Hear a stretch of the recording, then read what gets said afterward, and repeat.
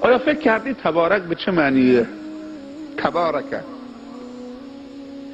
تبارک از برکت گرفته شده. تبارک به معنی کثر خیره، کثر خیره،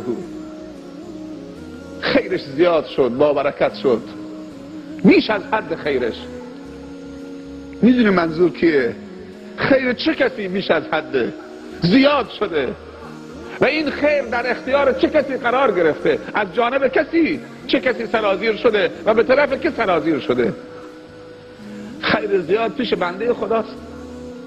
نیست. خیر زیاد پیش رب العباده.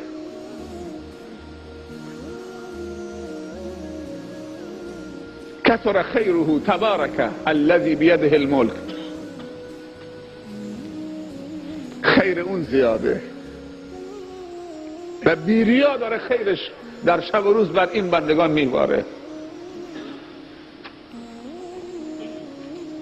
ولی این حرکت زیبای خیرخواهانه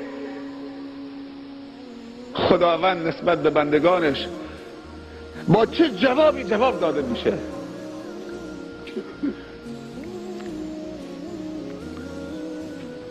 با جواب مؤدبانه یا با جواب غیر مؤدبانه؟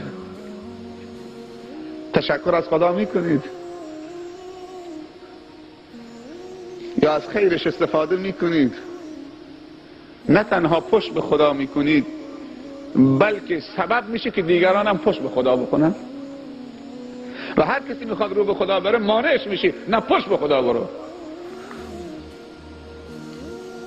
تبارک الذی، پاک و منزه،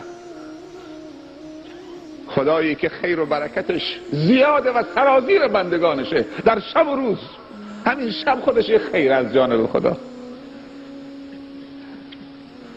و روز خیر دومه و خورشید خیر سومه و ماهتاب خیر چهارمه و دریا خیر پنجمه و سلامتی خیر ششمه و اولاد خیر هفتمه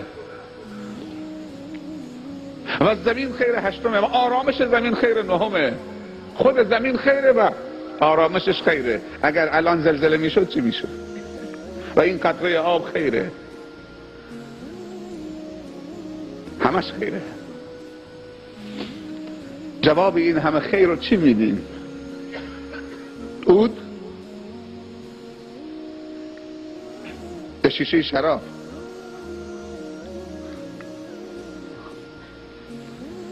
جواب این همه خیر رو آدم چطوری میخواد بده؟